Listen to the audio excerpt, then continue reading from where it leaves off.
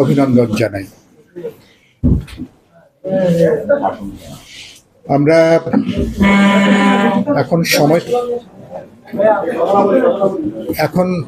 সময়টা হচ্ছে মানুষ নির্বাচন নিয়ে মানুষের ভাবনা চিন্তা, যাবতীয় মনোযোগ। এর মধ্যে আমাদেরকে আবার নির্বাচনের বাইরেও প্রত্যক্ষভাবে যুক্ত না এরকম বিষয় নিয়েও আমাদেরকে আজকে কথা বলতে হচ্ছে।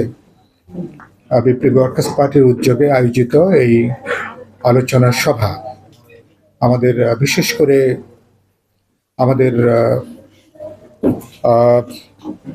লালদিয়াতে এবং পানগাঁওতে যে দুটো কন্টেইনার টার্মিনালে চুক্তি করা হয়েছে দুটো বিদেশি কোম্পানির সাথে, এটা নিয়ে মূলত ইতিমধ্যে রাজনৈতিক দলগুলো তারা প্রতিবাদ করেছেন, শ্রমিক সংগঠনগুলো প্রতিবাদ করেছেন।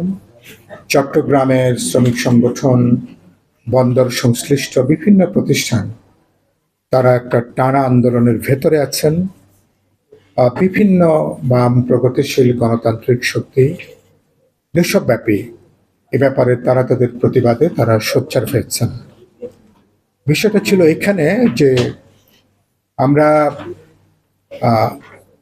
যেখানে কন্টেইনার পোর্ট নির্মাণ করা হয়েছে, প্রথমত কয়েকটা জায়গা থেকে অন্তর্বর্তী সরকারের যখন বিচার এবং সংস্কারের প্রক্রিয়ায় নির্বাচনটাই সরকারের প্রধান এজেন্ডা, যাবতীয় মনোযোগ সরকার নিবদ্ধ করবেন আগামী ফেব্রুয়ারিতে আমাদের জাতীয় নির্বাচনের লক্ষ্যে।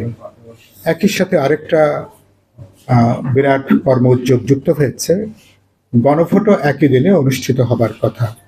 এই বিরাট মহাযজ্ঞ রাজনৈতিক দল, জনগণ, সরকার আর নির্বাচন কমিশন সবার যখন এই ব্যাপারে প্রধান মনোযোগ থাকার কথা, তখন হঠাৎ করে আমরা দেখছি যে সরকার তারা এই যে দুটো কন্টেইনার টার্মিনাল নির্মাণের ব্যাপারে খুবই অতি সংগোপনে, কিছুটা বলতে পারেন চুপিসারে, অতি গোপনীয়তা রেখে তারা এই চুক্তি স্বাক্ষর করেছেন।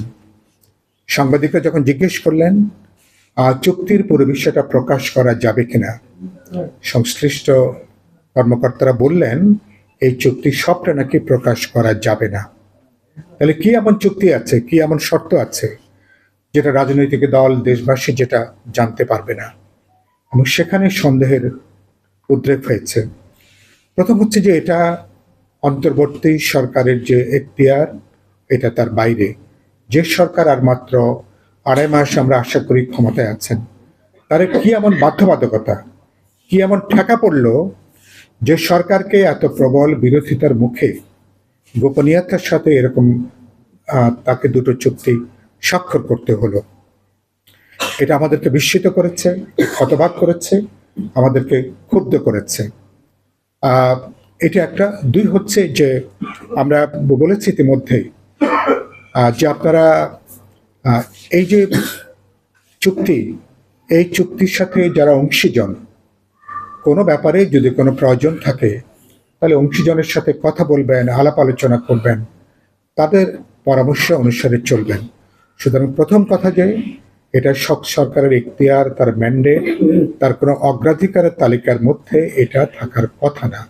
তার মানে অন্য কোনো সরকারের অন্য কোনো সুতার কোনো টান আছে, অন্য কোনো স্বার্থ আছে, অন্য কোনো এজেন্ডা আছে, এটা সন্দেহ করবার খুবই যৌক্তিক বাস্তবসম্মত কারণ আমরা দেখছি।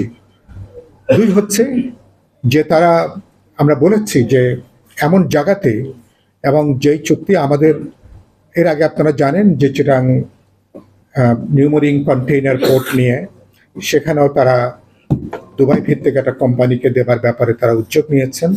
এটা নিয়ে ইতিমধ্যেই উচ্চ আদালতে এটা নিয়ে মামলা হয়েছে এবং উচ্চ আদালতের এখন আমরা আপাতত তার কার্যক্রম সরকারকে স্থগিত রাখতে বলা হয়েছে এই বিষয়গুলো সুরাহা না হওয়া পর্যন্ত।